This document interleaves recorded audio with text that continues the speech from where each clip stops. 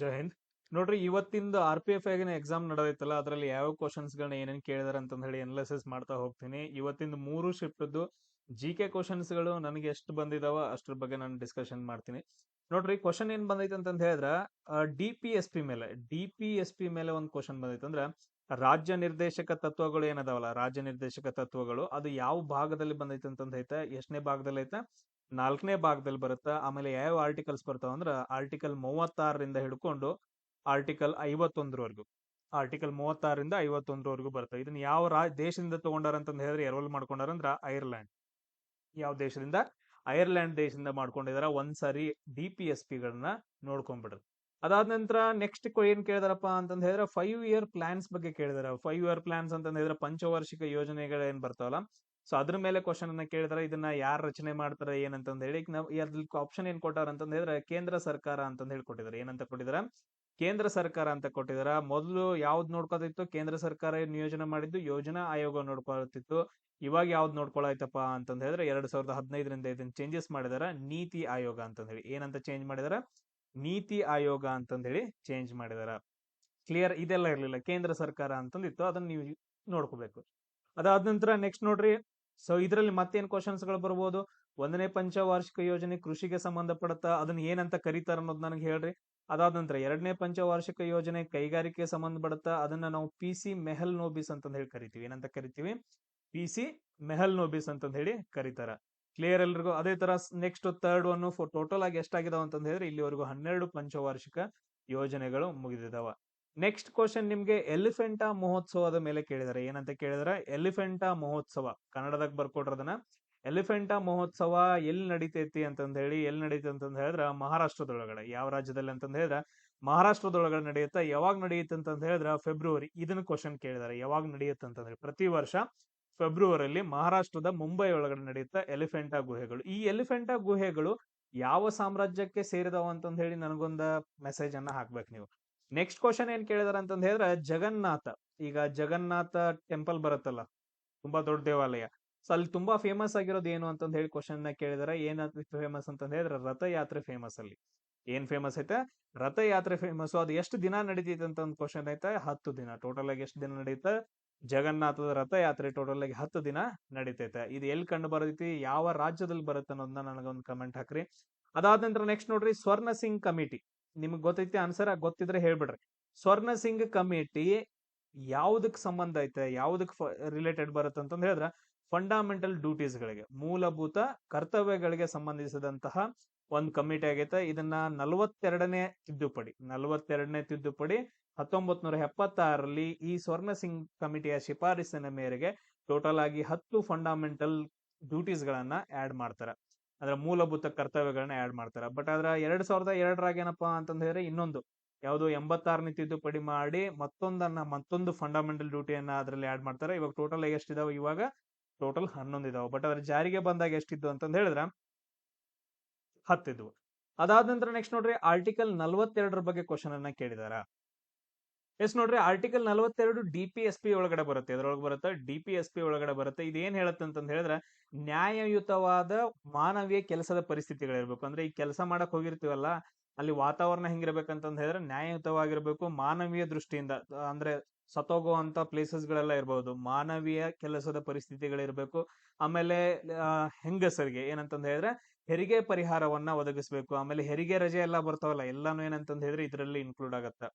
So first ಏನಂತಂದ್ ಹೇಳಿದ್ರೆ 2-3 ತಿಂಗಳು, ಹೆರಿಗೆ ಆದ ನಂತರ 3-4 ತಿಂಗಳೇನೋ ಈ ತರ ಹಿಂಗ್ ರಜೆ ಇರುತ್ತೆ.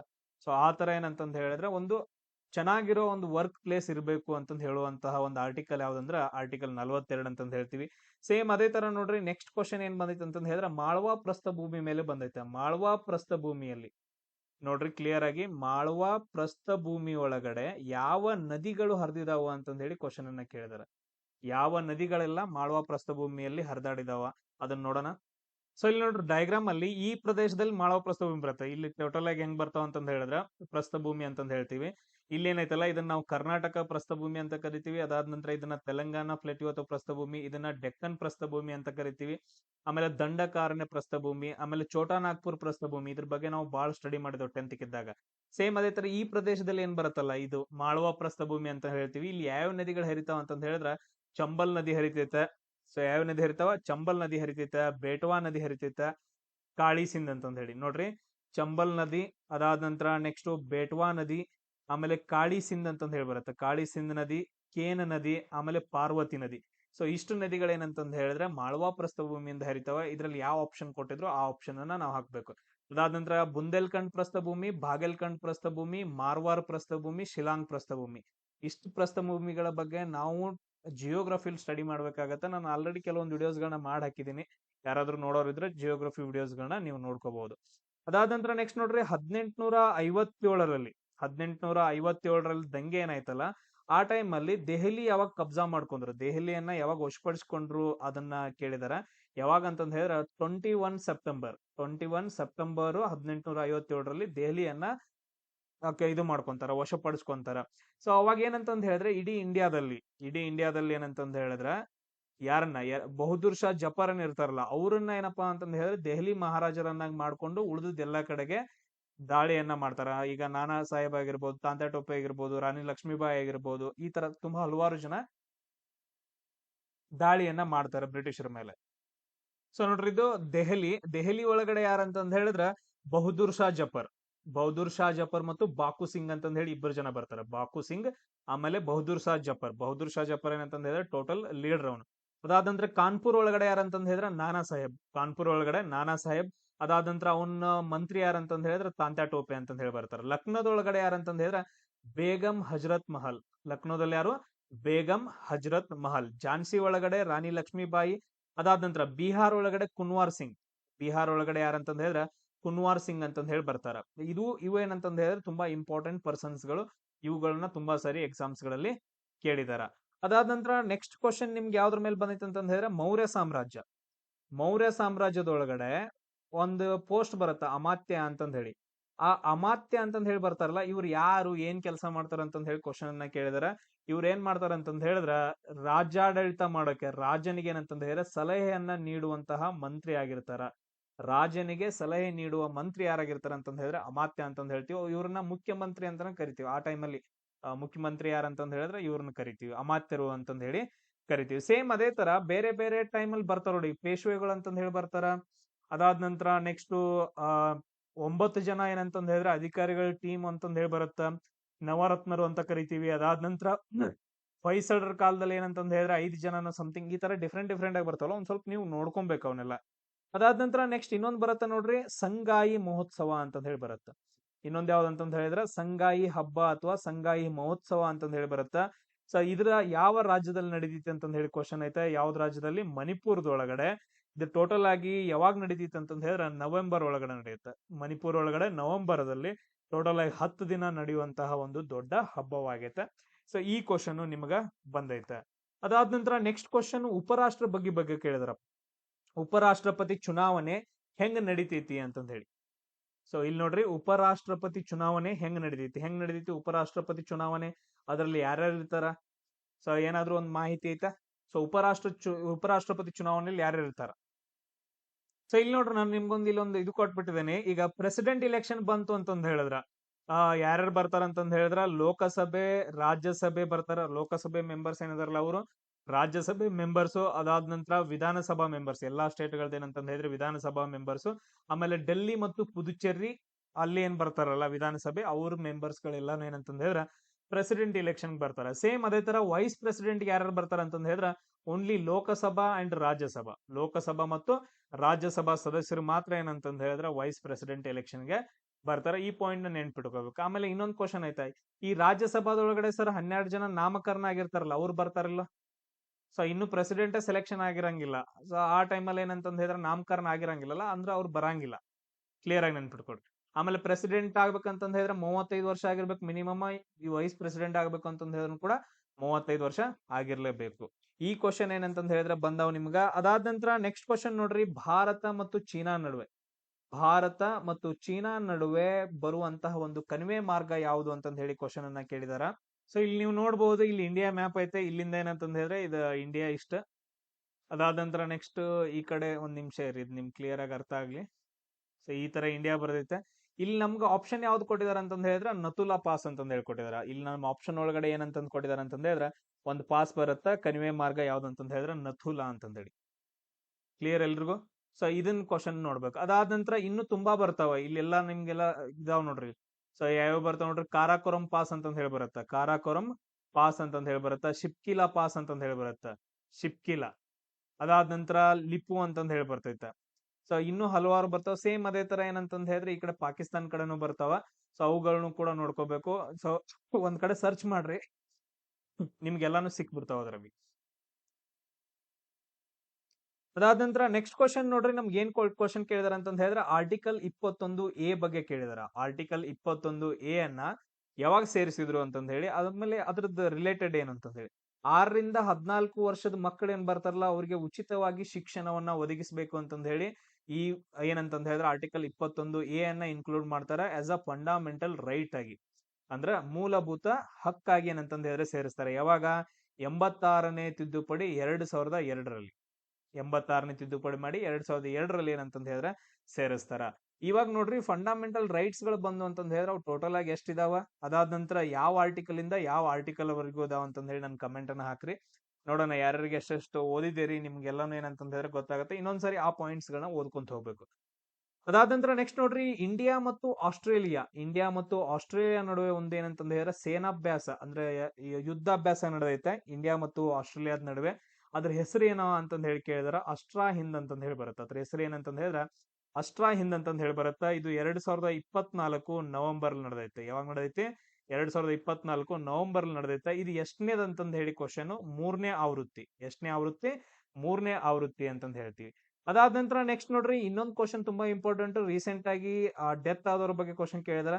ಪ್ರೈಮ್ ಮಿನಿಸ್ಟರ್ಗೆ ಆರ್ಥಿಕ ಸಲಹೆಗಾರರಾಗಿ, ನೋಡ್ರಿ ಪ್ರೈಮ್ ಮಿನಿಸ್ಟರ್ಗೆ ಆರ್ಥಿಕ ಸಲಹೆಗಾರರಾಗಿ ಕೆಲಸ ಮಾಡಿ 69ನೇ ವರ್ಷಕ್ಕೆ ನಿಧನರಾದಂತಹ ವ್ಯಕ್ತಿ ಯಾರು ಅಂತಂದ್ ಹೇಳಿ ಕ್ವಶನ್ ಕೇಳಿದಾರ. ಬಿಬೇಕ್ ಓಬರಾಯ್ ಅಂತಂದ್ ಹೇಳಿ.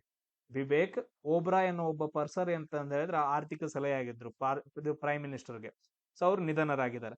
ಸೇಮ್ ಅದೇ ತರ ಇನ್ನೊಂದು ಕ್ವಶನ್ ಬಂದೈತಿ. ಏನ್ ಕ್ವಶನ್ ಬಂದೈತಿ ಅಂತಂದ್ ಹೇಳಿದ್ರ 2024ರಲ್ಲಿ ಯಾವ ಪ್ರಧಾನ ಮಂತ್ರಿ ಸತ್ತೋಗಿದಾರ ಅಂತಂದ್ ಹೇಳಿ ಕ್ವಶನ್ ಅನ್ನ ಕೇಳಿದಾರೆ. ಯಾರಂತಂದ್ ಹೇಳಿದ್ರೆ ಮನಮೋಹನ್ ಸಿಂಗ್. ರೀಸೆಂಟ್ ಆಗಿ ಡೆತ್ ಆಗೈತೆ ಇವ್ರದ್ದು. ಮನಮೋಹನ್ ಸಿಂಗ್ ಏನಂತಂದ್ ಹೇಳಿದ್ರೆ ತೀರ್ಕೊಂಡಿದಾರ 2024ರಲ್ಲಿ. ಕ್ಲಿಯರ್? ಸೊ ಇದ್ರ ಬಗ್ಗೆ ಏನಂತಂದ್ ಹೇಳಿದ್ರೆ ಕ್ವಶನ್ ಒಂದ್ ಬಂದೈತೆ ನೋಡ್ರಿ. ನೆಕ್ಸ್ಟ್ ಕ್ವಶನ್ ಏನಂತಂದ್ ಹೇಳಿದ್ರ, ಕ್ವಶನ್ ಕರೆಕ್ಟ್ ಆಗಿ ಅರ್ಥ ಮಾಡ್ಕೊಳ್ರಿ. ಸೊ ಕ್ರಿಮಿನಲ್ ಲಾಸ್ ಅಂತಂದ್ ಹೇಳಿದಾವ. ಕ್ರಿಮಿನಲ್ ಲಾಸ್ ಅಂತಂದ್ ಹೇಳಿದಾವಲ್ಲ, ಕ್ರಿಮಿನಲ್ ಲಾಸ್ ಅಂತಂದ್ ಹೇಳಿದಾವ. ಸೊ ಕ್ರಿಮಿನಲ್ ಲಾಸ್ ಅಲ್ಲಿ ಸೊ 2024ರಲ್ಲಿ ಎಷ್ಟು ಅಂದ್ರೆ ಲಾಗಳನ್ನ ಇಂಪ್ಲಿಮೆಂಟ್ ಮಾಡಿದಾರ ಅಂತಂದ್ ಹೇಳಿ, ಟೋಟಲ್ ಆಗಿ ಎಷ್ಟು ಇಂಪ್ಲಿಮೆಂಟ್ ಮಾಡಿದಾರ ಅಂತಂದ್ ಹೇಳಿದ್ರೆ 3. ಹೊಸದಾಗಿ ಏನಂತಂದ್ ಹೇಳಿದ್ರೆ ಕ್ರಿಮಿನಲ್ ಕಾನೂನುಗಳನ್ನ ಅನುಷ್ಠಾನ ಮಾಡಿದಾರ ನಮ್ ದೇಶದಲ್ಲಿ 2024ರಲ್ಲಿ. ಸೊ ಟೋಟಲ್ ಆಗಿ ಎಷ್ಟು ಮಾಡಿದಾರೆ ಅಂತಂದ್ ಹೇಳಿದ್ರೆ ಟೋಟಲ್ ಆಗಿ 3 ಲಾಸ್ ಗಳನ್ನ ಆಡ್ ಮಾಡಿದಾರೆ. ಯಾವ್ದು? ಭಾರತೀಯ ನ್ಯಾಯ ಸಂಹಿತೆ, ಭಾರತೀಯ ನಾಗರಿಕ ಸುರಕ್ಷಾ ಸಂಹಿತೆ, ಆಮೇಲೆ ಭಾರತೀಯ ಸಾಕ್ಷಿ ಅಧಿನಿಯಮ ಅಂತಂದ್ ಹೇಳ್ಬಿಟ್ಟು ಟೋಟಲ್ ಆಗಿ 3. ಈ 3 ಏನಂತಂದ್ ಹೇಳಿದ್ರೆ ಕ್ರಿಮಿನಲ್ ಲಾಸ್ ಅಲ್ಲಿ ಇಂಪ್ಲಿಮೆಂಟ್ ಮಾಡಿದಾರ. ಇದನ್ನ ನೀವೇನಂತಂದ್ ಹೇಳಿದ್ರೆ ನೆನ್ಪಿಟ್ಕೋಬೇಕು. ಅದೇ ಕ್ವಶನ್ ಏನಂತಂದ್ ಹೇಳಿದ್ರೆ ಕೇಳಿದಾರ. ಅದಾದ ನಂತರ ನೆಕ್ಸ್ಟ್ ಕ್ವಶನ್ ಏನ್ ಕೇಳಿದಾರ ಅಂತಂದ್ ಹೇಳಿದ್ರೆ ಟೆಂಪರೇಚರ್. ನೋಡ್ರಿ ನೆಕ್ಸ್ಟ್ ಕ್ವಶನ್ ಏನಂತಂದ್ ಹೇಳಿದ್ರೆ ಟೆಂಪರೇಚರ್ SI ಯೂನಿಟ್ ಏನು ಅಂತಂದ್ ಹೇಳಿ ಕೇಳಿದಾರೆ. ಎಲ್ಲರೂ ಟೆಂಪರೇಚರ್ ಅಂದ ತಕ್ಷಣ ಡಿಗ್ರಿ ಸೆಲ್ಸಿಯಸ್ ಅಂತಂದ್ ಹೇಳ್ತೀರಿ, ಬರಂಗಿಲ್ಲ. ಸೊ ಕೆಲ್ವಿನ್ ಅಂತಂದ್ ಹೇಳ್ತೀವಿ. ಟೆಂಪರೇಚರ್ ಏನಂತಂದ್ ಹೇಳಿದ್ರೆ ಕೆಲ್ವಿನ್ ಅನ್ನೋದು ಒಂದ್ ಏನಂತಂದ್ ಹೇಳಿದ್ರೆ SI ಯೂನಿಟ್ ಅಂತಂದ್ ಹೇಳ್ತೀವಿ. ಸೇಮ್ ಅದೇ ತರ ಲೆಂತ್ ಏನಂತಂದ್ ಹೇಳಿದ್ರೆ ಮೀಟರ್ ಅಂತಂದ್ ಹೇಳಿ ಬರುತ್ತಾ. ಮಾಸ್ ಏನಂತಂದ್ ಹೇಳಿದ್ರೆ ಕೆಜಿ ಅಂತಂದ್ ಹೇಳಿ ಬರುತ್ತಾ. ಟೈಮ್ ಏನಪ್ಪಾ ಅಂತಂದ್ ಹೇಳಿದ್ರೆ ಸೆಕೆಂಡ್ ಅಂತಂದ್ ಹೇಳಿ ಬರ್ತಾವ. ಸೇಮ್ ಇದೇ ತರ ಹಲವಾರು ಬರ್ತಾವ SI ಯೂನಿಟ್ಗಳು. ಆ SI ಯೂನಿಟ್ಗಳದ್ದು ಒಂದು ಲಿಸ್ಟ್ ಅನ್ನ ಏನಂತಂದ್ ಹೇಳಿದ್ರೆ ನನಗೆ ಕಮೆಂಟ್ ಹಾಕ್ರಿ, ಇಲ್ಲ ಅಂತಂದ್ ಹೇಳಿದ್ರೆ ನೀವು ಬರ್ದಿಟ್ಕೊಡ್ರಿ ಒಂದ್ ಕಡೆ ಸೈಡ್. ಅದಾದ ನಂತರ ನೆಕ್ಸ್ಟ್ ಕ್ವಶನ್ ಏನ್ ಕೇಳಿದಾರ ಅಂತಂದ್ ಹೇಳಿದ್ರೆ ಖಾನ್ ಅಬ್ದುಲ್ ಗಫರ್ ಖಾನ್ ಅಂತಂದ್ ಹೇಳಿ ಹೆಸರು ಕೇಳಿದ್ರೆ, ಖಾನ್ ಅಬ್ದುಲ್ ಗಫರ್ ಖಾನ್ ಅಂತಂದ್ ಹೇಳ್ಬಿಟ್ಟು ಇವ್ರ ಬಗ್ಗೆ ಹೆಸರನ್ನ ಕೇಳಿದಾರೆ. ಇವ್ರನ್ನ ಏನಂತ ಕರೀತಾರ ಅಂತಂದ್ ಹೇಳಿ ಗಡಿನಾಡು ಗಾಂಧಿ ಅಂತಂದ್ ಹೇಳಿ ಕರೀತಾರೆ. ಇವ್ರನ್ನ ಏನಂತ ಕರೀತಾರ? ಗಡಿನಾಡು ಗಾಂಧಿ ಅಂತಂದ್ ಹೇಳಿ ಕರೀತಾರೆ. ಸೇಮ್ ಈಗ ಹೆಂಗ ಮಹಾತ್ಮ ಗಾಂಧೀಜಿಯನ್ನ ಏನಂತ ಕರೀತಾರ? ಮಹಾತ್ಮ ಅಂತ ಹೇಳಿ ಕರೀತಾರ. ರಾಷ್ಟ್ರಪಿತ ಅಂತ ಕರೀತಾರ. ಆಮೇಲೆ ಸುಭಾಷ್ ಚಂದ್ರ ಬೋಸ್ರನ್ನ ನೇತಾಜಿ ಅಂತಂದ್ ಹೇಳಿ ಕರೀತಾರ. ಕರೆಕ್ಟ್ ಅಲ್ಲ? ಸೇಮ್ ಅದೇ ತರ ಡಿಫ್ರೆಂಟ್ ಆಗಿರೋ ಪರ್ಸನ್ಸ್ ಗಳನ್ನ ಏನೇನ್ ಕರೀತಾರ ಅಂತಂದ್ ಹೇಳಿ ಕ್ವಶನ್ ಅನ್ನ ಕೇಳಿದಾರ. ಅದನ್ನ ನೀವು ಏನಂತಂದ್ ಹೇಳಿದ್ರೆ ನೋಡ್ಕೋಬೇಕು. ನಿಕ್ ನೇಮ್ ಅಂತಂದ್ ಹೇಳ್ತೀವಿ. ನೋಡ್ರಿ ಇಲ್ಲಿ ಒಂದು ಲಿಸ್ಟ್ ಕೊಡ್ತೇನೆ. ಸರ್ದಾರ್ ಅಂತಂದ್ ಹೇಳಿ ಯಾರು ಕರೀತಾರ? ಸರ್ದಾರ್ ವಲ್ಲಭಾಯಿ ಪಟೇಲ್ ರವ್ರು ಕರೀತಾರ. ಭಾರತೀಯ ಉಕ್ಕಿನ ಮನುಷ್ಯ ಅಂತಾನು ಕರೀತಾರ. ಸೊ ಮೌಲಾನಾ ಅಂತಂದ್ ಹೇಳಿ ಅಬ್ದುಲ್ ಕಲಾಂ ಆಜಾದ್ ಅವ್ರಿಗೆ ಕರೀತಾರ. ಲೋಕಮಾನ್ಯ ಅಂತಂದ್ ಹೇಳಿ ಬಾಲ್ ಗಂಗಾಧರ್ ತಿಲಕ್ ಕರೀತಾರ. ಭಗತ್ ಸಿಂಗ್ ರಿಗೆ ಏನಂತ ಕರೀತಾರ ಅಂತಂದ್ ಹೇಳಿದ್ರೆ ಶಹೀದ್ ಅಂತಂದ್ ಹೇಳಿ ಕರೀತಾರ. ಅದಾದ ನಂತರ ನೆಕ್ಸ್ಟ್ ಬಂಗಾಳ ಹುಲಿ ಅಂತಂದ್ ಹೇಳಿ ಬಿಪಿನ್ ಚಂದ್ರಪಾಲ್ ರನ್ನ ಕರೀತಾರ. ಭಾರತೀಯ ನವೋದಯದ ಪಿತಾಮಹ ಅಂತಂದ್ ಹೇಳಿ ರಾಜಾರಾಮ್ ಮೋಹನ್ ರಾಯ್ ರನ್ನ ಕರೀತಾರ. ಶೇರ್ ಎ ಕಾಶ್ಮೀರ್ ಅಂತಂದ್ ಹೇಳಿ ಶೇಖ್ ಅಬ್ದುಲ್ಲಾ ಅವರನ್ನ ಕರೀತಾರ. ಅದಾದ ನಂತರ ನೆಕ್ಸ್ಟ್ ಆಜಾದ್ ಅಂತಂದ್ ಹೇಳ್ಬಿಟ್ಟು ಚಂದ್ರಶೇಖರ್ ಅವ್ರನ್ನ ಕರೀತಾರ. ಚಂದ್ರಶೇಖರ್ ಆಜಾದ್ ಅಂತಂದ್ ಹೇಳಿ ಬರುತ್ತಲ್ಲ. ಪೆರಿಯಾರ್ ಅಂತಂದ್ ಹೇಳಿ ಇ.ವಿ. ರಾಮಸ್ವಾಮಿ ಅವರನ್ನ ಕರೀತಾರ. ಅದಾದ ನಂತರ ಮಹಾತ್ಮ ಅಂತಂದ್ ಹೇಳಿ ಮಹಾತ್ಮ ಫುಲೆ ಅಂತಂದ್ ಹೇಳಿ ಜ್ಯೋತಿರಾವ್ ಬಾಪುಲೆಯನ್ನ ಕರೀತಾರ. ಮೈಸೂರು ಹುಲಿ ಅಂತಂದ್ ಹೇಳಿ ಟಿಪ್ಪು ಸುಲ್ತಾನು. ಪಂಜಾಬ್ ಕೇಸರಿ ಅಂತಂದ್ ಹೇಳಿ ಲಾಲಾ ಲಜಪತ್ ರಾಯ್ ಅಂತಂದ್ ಹೇಳಿ ಈ ತರ ಡಿಫ್ರೆಂಟ್ ಆಗಿ ಪರ್ಸನ್ಸ್ ಗಳನ್ನ ಕರೀತಾರ. ಅದಾದ ನಂತರ ನೆಕ್ಸ್ಟ್ ಕ್ವಶನ್ ಏನ್ ಕೇಳಿದ್ರಪ್ಪ ಅಂತಂದ್ ಹೇಳಿದ್ರ ಹುಳಿ ಅಂತಂದ್ ಹೇಳಿ ಹುಳಿ ಪದಾರ್ಥಗಳು ಬರ್ತಾವಲ್ಲ, ಹುಳಿ ಪದಾರ್ಥಗಳಲ್ಲಿ ಯಾವ ಅಸಿಡ್ ಇರುತ್ತೆ ಅಂತಂದ್ ಹೇಳಿ ಕ್ವಶನ್ ಕೇಳಿದಾರ. ಯಾವ ಅಸಿಡ್ ಇರುತ್ತ? ಸಿಟ್ರಿಕ್ ಅಸಿಡ್ ಇರುತ್ತೆ. ಹುಳಿ ಪದಾರ್ಥಗಳಲ್ಲಿ ಏನಿರುತ್ತೆ ಅಂತಂದ್ ಹೇಳಿದ್ರ ಸಿಟ್ರಿಕ್ ಅಸಿಡ್ ಇರುತ್ತ. ಅದಾದ ನಂತರ ನೆಕ್ಸ್ಟ್ ಯಾವ ಸಿಟ್ರಿಕ್ ಅಸಿಡ್? ನಿಂಬು ಹಣ್ಣು. ಅದಾದ ನಂತರ ಸಂತರ ಅಂತಂದ್ ಹೇಳಿ ಬರ್ತೀವಲ್ಲ, ಯಾವ್ದಾವ್ದು? ಆರೆಂಜ್. ಸೊ ಯಾವ ಹುಳಿ ಇರ್ತಾವಲ್ಲ ಎಲ್ಲಾ ಹಣ್ಣುಗಳಲ್ಲಿ ಏನಂತಂದ್ ಹೇಳಿದ್ರೆ ಸಿಟ್ರಿಕ್ ಅಸಿಡ್ ಇರುತ್ತೆ. ಸೊ ಅದ್ರದ್ದೇನಪ್ಪಾ ಅಂತಂದ್ ಹೇಳಿದ್ರೆ ಫಾರ್ಮುಲಾ C6H8O7 ಅಂತಂದ್ ಹೇಳಿ C6H8O7 ಅಂತಂದ್ ಹೇಳಿ ಸಿಟ್ರಿಕ್ ಅಸಿಡ್. ನೆಕ್ಸ್ಟ್ ನೋಡ್ರಿ ಇನ್ನೊಂದು ಕ್ವಶನ್ ಏನ್ ಕೇಳಿದಾರೆ ಅಂತಂದ್ ಹೇಳಿದ್ರೆ ಉತ್ತರಾಯಿನಿ. ಸೊ ಉತ್ತರಾಯಿನಿ ಹಬ್ಬ ಅಂತಂದ್ ಹೇಳಿ ಬರುತ್ತ. ಈ ಉತ್ತರಾಯಿನಿ ಹಬ್ಬವನ್ನ ಯಾವ ರಾಜ್ಯದಲ್ಲಿ ಯಾವ ಟೈಮಲ್ಲಿ ಆಚರಣೆ ಮಾಡ್ತಾರೆ ಅಂತಂದ್ ಹೇಳಿ, ಉತ್ತರಾಯಿನಿ ಹಬ್ಬವನ್ನ ಮಕರ ಸಂಕ್ರಾಂತಿ ಇರುತ್ತಲ್ಲ, ಮಕರ ಸಂಕ್ರಾಂತಿ ದಿನದಿಂದ ಆಚರಣೆ ಮಾಡ್ತಾರ ಉತ್ತರಾಖಂಡ್ ಒಳಗಡೆ. ಎಲ್ಲಿ? ಉತ್ತರಾಖಂಡ್ ಒಳಗಡೆ ಏನಪ್ಪಾ ಅಂತಂದ್ ಹೇಳಿದ್ರೆ ಆಚರಣೆ ಮಾಡ್ತಾರ. ಅದಾದ ನಂತರ ನೆಕ್ಸ್ಟ್ ಕ್ವಶನ್ ಏನ್ ಕೇಳಿದಾರೆ ಅಂತಂದ್ ಹೇಳಿದ್ರೆ ಆರ್ಟಿಕಲ್ 45 ಬಗ್ಗೆ ಕೇಳಿದಾರ. ಸೊ ಇದೇನ್ ಹೇಳತ್ತಂತಂದ್ ಹೇಳಿದ್ರೆ ಪ್ರತಿಯೊಬ್ಬರಿಗೂ ಉಚಿತ ಪ್ರಾಥಮಿಕ ಶಿಕ್ಷಣವನ್ನ ಕೊಡಬೇಕು ಅಂತಂದ್ ಹೇಳಿ. ಇದೇನ್ ಹೇಳತ್ತಂತಂದ್ ಹೇಳಿದ್ರೆ ಉಚಿತವಾಗಿ ಪ್ರಾಥಮಿಕ ಶಿಕ್ಷಣವನ್ನ ಕೊಡಬೇಕು ಅಂತಂದ್ ಹೇಳಿ ಆರ್ಟಿಕಲ್ 45 ಹೇಳುತ್ತೆ. ಸಿಂಪಲ್ ಆಗಿ ಏನಂತಂದ್ ಹೇಳಿದ್ರೆ ನೆನ್ಪಿಟ್ಕೊಡ್ರಿ. ಇಲ್ಲಿವರೆಗೂ ನೋಡ್ರೋ DPSP ಏನ್ ಕ್ವಶನ್ಸ್ ಗಳು ಬರತ್ತಲ್ಲ, DPSP ಎಲ್ಲ ಆರ್ಟಿಕಲ್ಸ್ ಗಳು ಫಂಡಮೆಂಟಲ್ ಆರ್ಟಿಕಲ್ಸ್ ಗಳು, ಫಂಡಮೆಂಟಲ್ ರೈಟ್ಸ್ ಗಳು, ಈ ಎರಡು ಆರ್ಟಿಕಲ್ಸ್ ಗಳನ್ನ ನೋಡ್ಕೋಬೇಕಂದ್ರೆ 12ರಿಂದ ಹಿಡ್ಕೊಂಡು 51ರವರೆಗೂ ಫುಲ್ ಕಂಪ್ಲೀಟ್ ಆಗಿ ನಿಮ್ಗೆಲ್ಲಾನು ನೆನ್ಪಿರ್ಬೇಕು. ಸೊ ನೆಕ್ಸ್ಟ್ ಕ್ವಶನ್ ನೋಡ್ರಿ 10ನೇ ಅನುಸೂಚಿ ಬಗ್ಗೆ ಕೇಳಿದಾರೆ. 10ನೇ ಅನುಸೂಚಿ ಏನ್ ಹೇಳುತ್ತೆ ಅಂತಂದ್ ಹೇಳಿ ಆಂಟಿ ಡಿಫೆಕ್ಷನ್ ಲಾ ಅಂತಂದ್ ಹೇಳುತ್ತೆ ನೋಡ್ರಿ. ಆಂಟಿ ಡಿಫೆಕ್ಷನ್ ಲಾ ಹಿಂಗಂತಂದ್ ಹೇಳಿದ್ರ ಈಗ ಯಾರ್ ಬೇಕಾದ್ರೆ ಈಗ ಲೋಕಸಭಾ ರಾಜ್ಯಸಭಾಕ್ಕೆಲ್ಲ ಇಲೆಕ್ಷನ್, ವಿಧಾನಸಭಾ ಎಲ್ರು ಇಲೆಕ್ಟ್ ಆಗ್ತಾರಲ್ಲ, ಇಲೆಕ್ಟ್ ಆದ ನಂತರ ಅವ್ರು ಸುಮ್ಮಿರ್ತಾರನ? ಒಟ್ಟ ಸುಮ್ಮಿರಂಗಿಲ್ಲ. ಸೊ ಒಂದ್ ಪಾರ್ಟಿ ಚೇಂಜ್ ಮಾಡಿ ಈ ಪಾರ್ಟಿ ಚೇಂಜ್ ಮಾಡ್ತಿರ್ತಾರಲ್ಲ, ಅವ್ರಿನ್ ಕೆಲವೊಂದು ರೂಲ್ಸ್ ಗಳನ್ನ ತಗೊಂಡ್ಬರ್ತಾರ. ಅದನ್ನ ನಾವು ಆಂಟಿ ಡಿಫೆಕ್ಷನ್ ಲಾ ಅಂತಂದ್ ಹೇಳ್ತೀವಿ. ಸೊ ನೆಕ್ಸ್ಟ್ ನೋಡ್ರಿ ಇನ್ನೂ ಹಲವಾರು ಕ್ವಶನ್ಸ್ ಗಳಿದಾವ. ನಾನು ಅಷ್ಟೊಂದು ಜಾಸ್ತಿ ಎಕ್ಸ್ಪ್ಲನೇಷನ್ ಕೊಡಕ್ ಹೋಗಿಲ್ಲ, ನೀವು ನೋಡ್ಕೊಳ್ರಿ. ನೆಕ್ಸ್ಟ್ ನೋಡ್ರಿ ಕ್ವಶನ್ ಏನ್ ಕೇಳಿದಾರೆ ಅಂತಂದ್ ಹೇಳಿದ್ರೆ ಒಲಿಂಪಿಕ್ ಬಗ್ಗೆ ಕೇಳಿದಾರೆ. ಒಲಿಂಪಿಕ್ ಅಲ್ಲಿ ಮೊನ್ನೆ ನಡೆದಂತ ಒಲಿಂಪಿಕ್ ಅಲ್ಲಿ 2024ರಲ್ಲಿ 2 ಪದಕಗಳನ್ನ ಗೆದ್ದಂತಹ ಮೊದಲ ಭಾರತೀಯ ಯಾರು ಅಂತಂದ್ ಕೇಳಿದಾರೆ? ಮನು ಬಾಕರ್. ಯಾರಂತಂದ್ ಹೇಳಿದ್ರೆ ಮನು ಬಾಕರ್ ಅವರು ಪಿಸ್ತೂಲ್ ಶೂಟ್ ಅಲ್ಲಿ 2 ಪದಕಗಳನ್ನ ಗೆದ್ದಿದಾರ. ಸೊ ಒಲಿಂಪಿಕ್ಸ್ ಎಲ್ಲಾ ಮೆಡಲ್ಸ್ ಗಳ ಬಗ್ಗೆ ನಾನು ಆಲ್ರೆಡಿ ಒಂದು ಕ್ಲಾಸ್ ಮಾಡಿ ಹಾಕಿದೀನಿ. ಆ ವಿಡಿಯೋವನ್ನ ನೋಡ್ರಿ. ಒಲಿಂಪಿಕ್ಸ್ ವಿಡಿಯೋಸ್ ಅಂತಂದ್ ಐತೆ, ಒಲಿಂಪಿಕ್ಸ್ ಅಂತಂದ್ ಹೇಳಿ ಇದ್ರೊಳಗೆ ಸ್ಪೋರ್ಟ್ಸ್ ಒಳಗಡೆ GK ವಿಡಿಯೋಸ್ ಒಳಗಡೆ ಐತೆ, ನೋಡ್ಬಿಟ್ರದ. ಅದಾದ ನಂತರ ನೆಕ್ಸ್ಟ್ ಕ್ವಶನ್ ಏನ್ ಕೇಳಿದಾರೆ ಅಂತಂದ್ ಹೇಳಿದ್ರೆ ಜ್ಯೋತಿರಾವ್ ಬಾಪುಲೆ ಬಗ್ಗೆ. ಜ್ಯೋತಿರಾವ್ ಬಾಪುಲೆ ಬಗ್ಗೆ ಕ್ವಶನ್ ಅನ್ನ ಕೇಳಿದಾರೆ. ಸೊ ಇವರು ಏನ್ ಮಾಡಿದಾರೆ ಅಂತಂದೇಳಿ ಕೆಳಗಡೆ ಆಪ್ಷನ್ ಕೊಟ್ಟಿದ್ದಾರೆ. ಏನಂತಂದ್ ಹೇಳಿದ್ರೆ ಇವರು ಮಹಿಳಾ ಸ್ಕೂಲ್ ಅನ್ನ ತೆಗೆದಿದಾರ. ಮಹಿಳಾ ಸ್ಕೂಲ್ ಅನ್ನ ಏನಪ್ಪಾ ಅಂತಂದ್ ಹೇಳಿದ್ರೆ ಪ್ರಥಮ ಬಾರಿಗೆ ಓಪನ್ ಮಾಡಿದಂತಹವ್ರು ಇವರು. ಯಾವಾಗ ಅಂತಂದ್ ಹೇಳಿದ್ರೆ 1840 ಇಲ್ಲ ಟೈಮ್ ಬೇರೆ ಐತೆ, ಅದನ್ನ ನೋಡ್ಕೊಳ್ರಿ. ಫಸ್ಟ್ ಟೈಮ್ ಏನಂತಂದ್ ಹೇಳಿದ್ರೆ ಮಹಿಳಾ ಸ್ಕೂಲ್ ಅನ್ನ ಓಪನ್ ಮಾಡಿದವರು. ಆಮೇಲೆ ಜ್ಯೋತಿರಾವ್ ಬಾಪುಲೆ ಅವರು ಸತ್ಯಶೋಧಕ ಸಮಾಜವನ್ನ ಸ್ಥಾಪನೆ ಮಾಡ್ತಾರ. ಯಾವ್ದನ್ನ ಸ್ಥಾಪನೆ ಮಾಡ್ತಾರ? ಸತ್ಯಶೋಧಕ ಸಮಾಜವನ್ನ ಸ್ಥಾಪನೆ ಮಾಡ್ತಾರ. ಅದಾದ ನಂತರ ನೆಕ್ಸ್ಟ್ ನೋಡ್ರಿ ಸ್ಟೇಟ್ ಲೆಜಿಸ್ಲೇಟಿವ್ ಅಸೆಂಬ್ಲಿ ಅಂತಂದ್ ಹೇಳಿ ಬರ್ತಾವಲ್ಲ, ಸ್ಟೇಟ್ ಲೆಜಿಸ್ಲೇಟಿವ್ ಅಸೆಂಬ್ಲಿ ಅಂತಂದ್ ಹೇಳಿದ್ರ ಈಗ ವಿಧಾನಸಭೆ ಬರ್ತಾವಲ್ಲ, ವಿಧಾನಸಭೆ, ಅದಾದ ನಂತರ ವಿಧಾನ ಪರಿಷತ್ ಆಗಿರ್ಬೋದು, ಇವುಗಳನ್ನ ಇಲೆಕ್ಷನ್ ಅನ್ನ ಯಾರು ನಡೆಸ್ತಾರ ಅಂತಂದ್ ಹೇಳಿ, ಇಲೆಕ್ಷನ್ ಯಾರು ನಡೆಸ್ತಾರೆ ಇವುದ್ರದ್ದು ಇಲೆಕ್ಷನ್ ಕಮಿಷನ್ ಆಫ್ ಇಂಡಿಯಾ. ಈಗ ರಾಷ್ಟ್ರಪತಿದಾಗಿರ್ಬೋದು, ಉಪರಾಷ್ಟ್ರಪತಿದಾಗಿರ್ಬೋದು, ಲೋಕಸಭೆ ಆಗಿರ್ಬೋದು, ರಾಜ್ಯಸಭೆ, ವಿಧಾನಸಭೆ, ವಿಧಾನ ಪರಿಷತ್ ಎಲ್ಲ ನಡೆಸೋದು ಇಲೆಕ್ಷನ್ ಕಮಿಷನ್ ಆಫ್ ಇಂಡಿಯಾ. ಅದೇ ಈಗ ಜಿಲ್ಲಾ ಬರ್ತಾವಲ್ಲ, ಜಿಲ್ಲಾ ಪಂಚಾಯತ್, ತಾಲೂಕ್ ಪಂಚಾಯತಿ, ಅದಾದ ನಂತರ ಗ್ರಾಮ ಪಂಚಾಯತಿ, ಇವುಗಳ ಇಲೆಕ್ಷನ್ಸ್ ಗಳನ್ನ ನಡೆಸೋದು ಯಾವುದು? State Election Commission of India. Sorry, State Election Commission ನಡೆಸುತ್ತೆ. ಆಯಾ ರಾಜ್ಯಗಳದ್ದು ಇಲೆಕ್ಷನ್ ಕಮಿಷನ್ಗಳು ನಡೆಸ್ತಾವ. ಇವುಗಳನ್ನ ಮಾತ್ರ ಇಲೆಕ್ಷನ್ ಕಮಿಷನ್ ಆಫ್ ಇಂಡಿಯಾ ನಡೆಸುತ್ತೆ. ಇಲೆಕ್ಷನ್ ಕಮಿಷನರ್ಸ್ ಯಾರು ಇದಾರೆ ಅಂತಂದ್ ಹೇಳಿ ಇವಾಗ ನನ್ನ ಕಮೆಂಟ್ ಅನ್ನ ಹಾಕ್ರಿ. ಅದಾದ ನಂತರ ನೆಕ್ಸ್ಟ್ ಕ್ವಶನ್ ಗಗನಯಾನದ ಬಗ್ಗೆ ಕೇಳಿದ್ರೆ, ಗಗನಯಾನ ಅಂತಂದ್ ಹೇಳಿ ನಮ್ಮ ಇಸ್ರೋದವ್ರು ಏನಂತಂದ್ ಹೇಳಿ ಸ್ಟಾರ್ಟ್ ಮಾಡಿರುವಂತಹ ಒಂದು ಪ್ರಾಜೆಕ್ಟ್ ಅಂತ ಹೇಳ್ತೀವಿ. ಸೊ ಇದ್ರ ಮುಖಾಂತರ ಮನುಷ್ಯರನ್ನ ಏನಂತಂದ್ ಹೇಳಿದ್ರೆ ಅಂತರಿಕ್ಷಕ್ಕೆ ಕರ್ಕೊಂಡು ಹೋಗೋರು ಗಗನಯಾನ. ಸೊ ಅದ್ರದ್ದು ಗಗನಯಾನ ಅಂತಂದ್ ಹೇಳಿ ಎದ್ರ ರೀಸನ್ ಏನು ಅಂತಂದ್ ಹೇಳಿ ಕ್ವಶನ್ ಅನ್ನ ಕೇಳಿದಾರೆ. ಅದಾದ ನಂತರ ನೆಕ್ಸ್ಟ್ ನೋಡ್ರಿ ನಮ್ಮ ಭಾರತ ದೇಶವನ್ನ 2 ಭಾಗಗಳಾಗಿ ಒಡೆದು ಹಾಕುವಂತ, ಅಂದ್ರೆ 2 ಭಾಗಗಳನ್ನ ಮಾಡುವಂತಹ ಒಂದು ಮಧ್ಯ ರೇಖೆಯಾಗಿರುವಂತಹ ನದಿ ಯಾವುದು ಅಂತಂದ್ ಹೇಳಿ ಕ್ವಶನ್ ಕೇಳಿದಾರೆ. ಯಾವ್ದಂತಂದ್ ಹೇಳಿದ್ರೆ ನರ್ಮದಾ ನದಿ ಅಂತಂದ್ ಹೇಳ್ತೀವಿ. ನರ್ಮದಾ ನದಿ ಏನ್ ಮಾಡತ್ತಂತಂದ್ ಹೇಳಿದ್ರೆ ಸೊ ಭಾರತವನ್ನ 2 ಭಾಗಗಳಾಗಿ ಡಿವೈಡ್ ಮಾಡುತ್ತೆ. ಅದಾದ ನಂತರ ನೆಕ್ಸ್ಟ್ ಕ್ವಶನ್ ಅಶೋಕನ ಮೇಲೆ ಕ್ವಶನ್ ಕೇಳಿದಾರೆ. ಮೌರ್ಯ ಸಾಮ್ರಾಜ್ಯ ಅಶೋಕನ ಮೇಲೆ ಇವಂದ ರಾಜಧಾನಿ ಯಾವ್ದಾಗಿತ್ತು ಅಂತಂದ್ ಹೇಳಿ, ಇವ್ರದ್ದು ರಾಜಧಾನಿ ಯಾವ್ದಾಗಿತ್ತು ಅಂತಂದ್ರೆ ಅದ್ರ ಪಾಟಲಿಪುತ್ರ ಅಂತಂದ್ ಹೇಳ್ತೀವಿ. 13ನೇ ಬಂಡೆಗಲ್ಲು ಶಾಸನ ತುಂಬಾ ಇಂಪಾರ್ಟೆಂಟ್ ಆಗತ್ತ. ಅದಾದ ನಂತರ ಕಳಿಂಗ ಯುದ್ಧ ಇಂಪಾರ್ಟೆಂಟ್ ಆಗತ್ತ, ಕ್ರಿಸ್ತಪೂರ್ವ 261ರಲ್ಲಿ ನಡೆದಿರುವಂತದ್ದು. ಆಮೇಲೆ ಇವನನ್ನ ನಾವು ಶಾಸನಗಳ ಪಿತಾಮಹ ಅಂತಂದ್ ಹೇಳಿ, ನಮ್ ಕರ್ನಾಟಕದಲ್ಲಿ 14 ಶಾಸನಗಳು ಸಿಕ್ಕಾವ, ಅದ್ರ ಬಗ್ಗೆ ಒಂದ್ ಸ್ವಲ್ಪ ನೀವು ನೋಡ್ಕೋಬೇಕು. ಅದಾದ ನಂತರ ನೆಕ್ಸ್ಟ್ ಆರ್ಟಿಕಲ್ 164 ಬಗ್ಗೆ ಕೇಳಿದ್ರ. ಆರ್ಟಿಕಲ್ 164 ನೋಡ್ರಿ, ಆರ್ಟಿಕಲ್ 164 ಏನ್ ಹೇಳತ್ತಂತಂದ್ ಹೇಳಿದ್ರೆ, ಮುಖ್ಯಮಂತ್ರಿ ಅವ್ರ ಏನಂತಂದ್ ಹೇಳಿದ್ರೆ, ಮುಖ್ಯಮಂತ್ರಿನ ರಾಜ್ಯಪಾಲಕರ ನೇಮಕ ಮಾಡ್ತಾರ, ಮುಖ್ಯಮಂತ್ರಿನ ರಾಜ್ಯಪಾಲರ ನೇಮಕ ಮಾಡ್ತಾರ. ಆಮೇಲೆ ಇತರ ಮಂತ್ರಿಗಳನ್ನ ಏನಂತಂದ್ ಹೇಳಿದ್ರೆ ಮುಖ್ಯಮಂತ್ರಿಯ ಸಲಹೆ ಮೇರೆಗೆ ರಾಜ್ಯಪಾಲರು ನೇಮಕ ಮಾಡ್ತಾರ ಅಂತಂದ್ ಹೇಳಿ. ರಾಜ್ಯಪಾಲರೇ ಏನಂತಂದ್ ಹೇಳಿದ್ರೆ ಎಲ್ರು ನೇಮಕ ಮಾಡೋದು. ಮೊದಲು ಸಿಎಂ ನ ನೇಮಕ ಮಾಡ್ತಾರ, ಅದಾದ ನಂತರ ಸಿಎಂ ನ ಸಲಹೆ ತಗೊಂಡು ಉಳಿದಿದ್ದ ಕ್ಯಾಬಿನೆಟ್ ಏನ್ ಬರುತ್ತಲ್ಲ ಆ ಮಂತ್ರಿಗಳನ್ನ ನೇಮಕ ಮಾಡ್ತಾರ. ಈ ಕ್ವಶನ್ ಏನಪ್ಪಾ ಅಂತಂದ್ ಹೇಳಿದ್ರೆ ನಿಮಗ್ ಬಂದೈತಿ.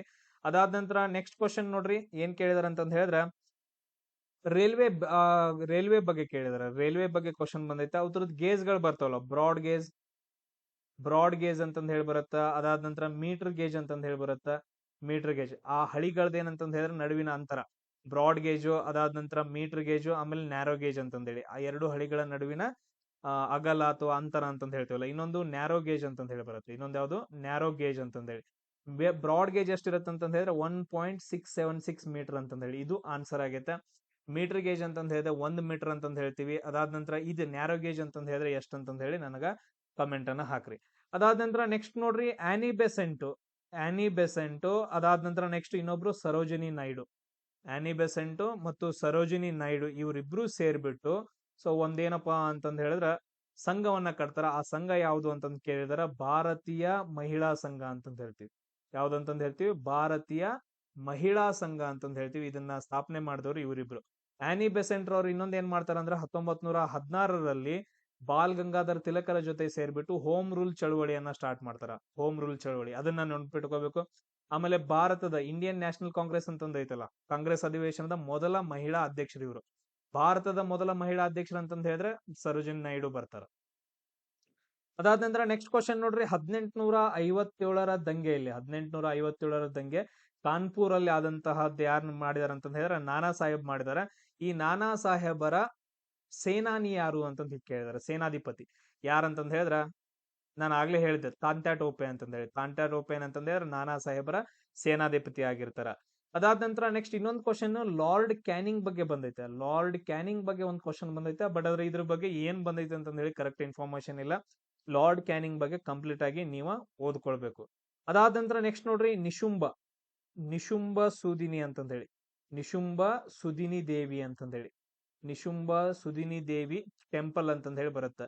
ಇದನ್ನ ಯಾರು ಕಟ್ಸಿದಾರ ಅಂತಂದ್ ಹೇಳಿ ಕ್ವಶನ್ ಕೇಳಿದಾರ. ತುಂಬಾ ಹಳೆ ಕಾಲದ್ದು ಇದು, ಚೋಳರ ಕಾಲದ್ದು. ವಿಜಯಾಲ ಚೋಳ ಕಟ್ಸಿದಾನ. ಯಾರು ಕಟ್ಸಿದಾರ ಅಂತಂದ್ ಹೇಳಿದ್ರ ವಿಜಯಾಲ ಚೋಳ ಏನಪ್ಪಾ ಅಂತಂದ್ ಹೇಳಿದ್ರೆ ನಿಶುಂಬ ಸೂದಿನಿ ದೇವಿ ಟೆಂಪಲ್ ಅನ್ನ ಕಟ್ಸಿದಾರ. ಅದಾದ ನಂತರ ನೆಕ್ಸ್ಟ್ ಕ್ವಶನ್ RBI ಮೇಲೆ ಕ್ವಶನ್ ಬಂದೈತೆ. ನೆಕ್ಸ್ಟ್ ಕ್ವಶನ್ ಏನಂತಂದ್ ಹೇಳಿದ್ರ RBI ಮೇಲೆ ಕ್ವಶನ್ ಬಂದೈತೆ. ನೋಡ್ರಿ, RBI ಹೆಡ್ ಕ್ವಾರ್ಟರ್ಸ್ ಎಲ್ಲಿ ಬರತ್ತ ಅಂತಂದ್ ಹೇಳಿದ್ರೆ ಮುಂಬೈ ಒಳಗಡೆ ಬರುತ್ತಾ. ಇದ್ರ ಗವರ್ನರ್ ಯಾರಿದಾರ ಅಂತಂದ್ ಹೇಳಿದ್ರೆ ಇವಾಗ ಸಂಜಯ್ ಮಲ್ಹೋತ್ರಾ ಇದಾರೆ. ಇವಾಗ ಗವರ್ನರ್ ಯಾರಿದಾರ, ಸಂಜಯ್ ಮಲ್ಹೋತ್ರಾ ಇದಾರೆ. ಬ್ಯಾಂಕ್ ರೇಟ್ ಎಷ್ಟೈತೆ ಅಂತಂದ್ ಹೇಳಿದ್ರೆ 6.75 ಐತೆ. ಅದಾದ ನಂತರ ರೆಪೋ ರೇಟ್ ಅಂತಂದ್ ಹೇಳಿ ಬರುತ್ತಲ್ಲ, ರೆಪೋ ರೇಟ್, ಆ ರೆಪೋ ರೇಟ್ ಎಷ್ಟೈತಿ ಅಂತಂದ್ ಹೇಳಿ ನನಗ ಹೇಳ್ರಿ. ಅದಾದ ನಂತರ CRR ಎಷ್ಟೈತೆ ಅಂತಂದ್ ಹೇಳ್ರಿ. CRR ಎಷ್ಟೈತೆ, ರೆಪೋ ರೇಟ್ ಎಷ್ಟೈತೆ ಅಂತಂದ್ ಹೇಳಿ. ಜಾಸ್ತಿ ಟೈಮ್ ಇಲ್ಲ ಅಂತಂದ್ ಹೇಳಿದ್ರೆ ಎಲ್ಲಾ ಕ್ವಶನ್ಸ್ ಗಳು ಕವರ್ ಆಗಂಗಿಲ್ಲ. ನೀವು ಸ್ಟಡಿ ಮಾಡಬಹುದು ಈ ಪಾಯಿಂಟ್ಸ್ ಗಳು ಬಂದಿದಾವ ಅಂತಂದ್ ಹೇಳಿದ್ರ. ಕರೆಕ್ಟಾ? ಇಲ್ಲ ಅಂತಂದ್ ಹೇಳಿದ್ರೆ ಎಲ್ಲಾ ಪಾಯಿಂಟ್ಸ್ ಗಳು ಉಳಿದು ಬಿಡ್ತಾವ.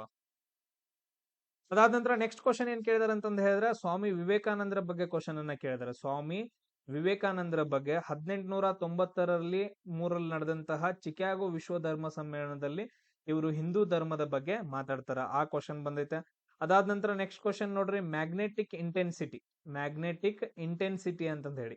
ಸೊ ಇದ್ರದ್ದು SI ಯೂನಿಟ್ ಏನು ಅಂತಂದ್ ಕೇಳಿದ್ರ. ಮ್ಯಾಗ್ನೆಟಿಕ್ ಇಂಟೆನ್ಸಿಟಿ SI ಯೂನಿಟ್ ಏನಂತಂದ್ ಹೇಳಿದ್ರೆ ಆಂಪಿಯರ್ ಪರ್ ಮೀಟರ್ ಅಂತಂದ್ ಹೇಳಿ. ಆಂಪಿಯರ್ ಪರ್ ಮೀಟರ್ ಅಂತಂದ್ ಹೇಳಿ, ಅಥವಾ ಈ ತರನು ಬರೀತಾರೆ ಆಂಪಿಯರ್ ಪರ್ ಮೀಟರ್. ಅದಾದ ನಂತರ ಇನ್ನೊಂದು ಬರುತ್ತಾ ಮ್ಯಾಗ್ನೆಟಿಕ್ ಫ್ಲಕ್ಸ್ SI ಯೂನಿಟ್ ಏನಂತಂದ್ ಹೇಳಿದ್ರ ವೆಬ್ಬರ್ ಅಂತಂದ್ ಕರಿತೀವಿ. ಏನಂತ ಕರಿತೀವಿ? ವೆಬ್ಬರ್ ಅಂತಂದ್ ಹೇಳಿ ಕರಿತೀವಿ. ಈ ಎರಡು ಏನಂತಂದ್ ಹೇಳಿದ್ರೆ ಬಹಳ ಇಂಪಾರ್ಟೆಂಟ್ ಆಗ್ತಾವ. ಅದಾದ ನಂತರ ನೆಕ್ಸ್ಟ್ ನೋಡ್ರಿ, ಸುಪ್ರೀಂ ಕೋರ್ಟ್ ಬಗ್ಗೆ ಕ್ವಶನ್ ಬಂದೈತೆ. Supreme Court Chief Justice of India ಯಾರಿದಾರ ಅಂತಂದ್ ಹೇಳಿ ಇವಾಗ ಯಾರಿದಾರ ಅಂತಂದ್ ಹೇಳಿದ್ರೆ ಸಂಜೀವ್ ಖನ್ನಾ ಇದಾರೆ. ಯಾರಿದಾರೆ? ಸಂಜೀವ್ ಖನ್ಹಾ. ಸೊ ಅದಾದ ನಂತರ ಆರ್ಟಿಕಲ್ 124 ಏನಂತಂದ್ ಹೇಳಿದ್ರೆ ಸುಪ್ರೀಂ ಕೋರ್ಟ್ ಬಗ್ಗೆ ರಿಲೇಟೆಡ್ ಐತೆ. ಅದಾದ ನಂತರ ನೆಕ್ಸ್ಟ್ ಟೋಟಲ್ ಆಗಿ ಜಡ್ಜಸ್ ಗಳು ಎಷ್ಟಿದಾವೆ ಅಂತಂದ್ ಹೇಳಿದ್ರೆ 33. ಒಬ್ರು ಏನಂತಂದ್ ಚೀಫ್ ಜಸ್ಟಿಸ್ ಆಫ್ ಇಂಡಿಯಾ, ಇನ್ನು 33 ಜನ ಏನಂತಂದ್ ಹೇಳಿದ್ರೆ ಜಡ್ಜಸ್ ಗಳು. ಈ ನೆನ್ಪಿಡ್ಕೋಬೇಕು ಇದನ್ನ. ಅದಾದ ನಂತರ ನೆಕ್ಸ್ಟ್ ಕ್ವಶನ್ ನೋಡ್ರಿ, 1950 ರಿಪಬ್ಲಿಕ್ ಡೇ ನಡೆಯುತ್ತಲ್ಲ, ರಿಪಬ್ಲಿಕ್ ಡೇ ಗಣರಾಜ್ಯೋತ್ಸವ ದಿನ, ಅದ್ರದ್ದು ಮುಖ್ಯ ಅತಿಥಿ ಯಾರಾಗಿದ್ರು ಅಂತಂದ್ ಹೇಳಿ ಕ್ವಶನ್ ಅನ್ನ ಕೇಳಿದಾರ. ಸೊ ಯಾರಾಗಿದ್ರು ಅಂತಂದ್ ಹೇಳಿದ್ರೆ ಇಂಡೋನೇಷ್ಯಾದ ಅಧ್ಯಕ್ಷರಾದಂತಹ ಸುಕಾರ್ನೋ ಇವ್ರೇನಂತಂದ್ ಹೇಳಿದ್ರೆ ಮುಖ್ಯ ಅತಿಥಿಗಳಾಗಿದ್ರು. ಇವಾಗ ರೀಸೆಂಟ್ ಆಗಿ 2025 ನಡೆದೈತಲ್ಲ, 2025 ಮುಖ್ಯ ಅತಿಥಿಗಳು ಯಾರಾಗಿದ್ರು ಅಂತಂದ್ ಹೇಳಿ ಕ್ವಶನ್ ಬರ್ಬೋದು. ಅದನ್ನ ಏನಂತಂದ್ ಹೇಳಿದ್ರೆ ನನಗ ಮೆಸೇಜ್ ಹಾಕ್ರಿ. ಅದಾದ ನಂತರ ನೆಕ್ಸ್ಟ್ ಕ್ವಶನ್ ಸೋನು ನಿಗಮ್ ಬಗ್ಗೆ ಕ್ವಶನ್ ಬಂದೈತೆ. ಏನಂತಂದ್ರ 2022ರಲ್ಲಿ ಇವ್ರಿಗೆ ಯಾವ್ದ ಪ್ರಶಸ್ತಿ ಸಿಕ್ಕೈತಿ ಅಂತಂದ್ ಹೇಳಿ, ಪದ್ಮಶ್ರೀ ಪ್ರಶಸ್ತಿ ಸಿಕ್ಕೈತಿ. ಇದು ಯಾವ್ದು ರಿಲೇಟೆಡ್ ಐತಿ ಅಂತಂದ್ ಹೇಳಿದ್ರೆ ಕಲೆಯ ಬಗ್ಗೆ ರಿಲೇಟೆಡ್, ಅಂದ್ರ ಸಾಂಗ್ ಹಾಡ್ತಾರಲ್ಲ ಅದನ್ನ ಕಲೆ ಅಂತಂದ್ ಹೇಳ್ತೀವಿ, ಸೋನು ನಿಗಮ್. ಅದಾದ ನಂತರ ನೆಕ್ಸ್ಟ್ ನೋಡ್ರಿ, ಜಾನ್ 2024ರಲ್ಲಿ ಸಾಮ್ರಾಟ್ ಚೌಧರಿ ಅಂತಂದ್ ಹೇಳಿ ಬರ್ತಾರೆ. ಯಾರು? ಸಾಮ್ರಾಟ್ ಚೌಧರಿ ಅಂತಂದ್ ಹೇಳಿ ಒಬ್ರು ಬರ್ತಾರ. ಅದಾದ ನಂತರ ಇನ್ನೊಬ್ರು ಯಾರು ಅಂತಂದ್ ಹೇಳಿದ್ರೆ ವಿಜಯ್ ಕುಮಾರ್ ಸಿನ್ಹಾ ಅಂತಂದ್ ಹೇಳಿ, ವಿಜಯ್ ಕುಮಾರ್ ಸಿನ್ಹಾ. ಇವರಿಬ್ರು ಯಾವ ರಾಜ್ಯದ ಡೆಪ್ಯೂಟಿ ಸಿಎಂ ಆಗಿದ್ರು ಅಂತಂದ್ ಹೇಳಿ, ಉಪಮುಖ್ಯಮಂತ್ರಿ ಯಾವ ರಾಜ್ಯದ ಅಂತಂದ್ ಹೇಳಿದ್ರೆ ಬಿಹಾರದಾಗಿ ಸೆಲೆಕ್ಷನ್ ಆಗಿದ್ದಾರೆ. ಅಂದ್ರೆ ಸೊ ಇದನ್ನ ನೀವು ರೀಸೆಂಟ್ ಆಗಿ ಯಾರು ಸಿಎಂ ಪ್ರಸಿದ್ಧ ರಾಜ್ಯಪಾಲರಾಗಿದ್ದಾರೆ ಅಂತಂದ್ ಹೇಳಿ ನೀವು ನೋಡ್ಕೋಬೇಕು ಅದನ್ನ.